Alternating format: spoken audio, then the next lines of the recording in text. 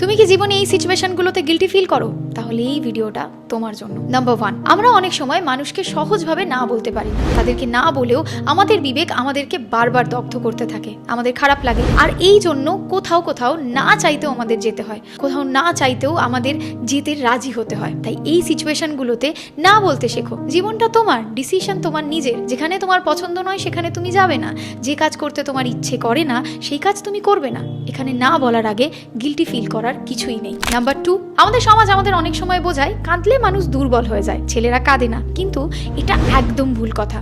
কারণ হাসির মতো কান্নাও তো একটা ইমোশন। কান্না চেপে রাখলে পরবর্তীতে অ্যাংজাইটি, ডিপ্রেশনের মতো লেভেলে চলে যায়। তাই যখন তোমার কষ্ট হচ্ছে, এই কষ্টটাকে চেপে না রেখে একা ঘরে হোক অথবা যে মানুষ তোমাকে বোঝে তার সামনে গিয়ে হোক, নিজের পুরো ইমোশনটাকে বার করো, নিজের কান্নাটাকে বার করো। কারণ কাঁদলে আমাদের মন আর মস্তিষ্ক দুটোই হালকা হয়ে যায়। নাম্বার 3, আমাদের অনেক সময় প্রতিদিনের একঘেয়ে জীবন কাটাতে কাটাতে লাইফের প্রেশার, মানুষের এক্সপেকটেশনস, এই সমস্ত কিছুর মাঝে দম বন্ধ হয়ে আসে। আমাদের জীবনটা ভীষণভাবে একঘেয়ে লাগে। ঠিক এই সিচুয়েশনগুলোতে যদি তোমার স্পেস দরকার হয়, নিজেকে স্পেস দাও, একা থাকো এবং আরো স্ট্রং ভাবে ফেরত আসো। নাম্বার 4, যদি কাউকে ভালোবাসো, মন থেকে ভালোবাসো। ফিউচারে কি হবে সেটা ভেবে নিজের প্রেজেন্ট মোমেন্টটাকে নষ্ট করো না। অ্যান্ড নাম্বার 5, আমাদের মধ্যে এমন অনেকে আছি যারা আমরা একা বাঁচতে পছন্দ করি, একা থাকতে পছন্দ করি, একাই নিজের একাকিত্বটাকে এনজয় করতে পছন্দ করি, নিজের জীবনটাকে নিজেই এগিয়ে নিয়ে যেতে পছন্দ করি। সমাজের চোখে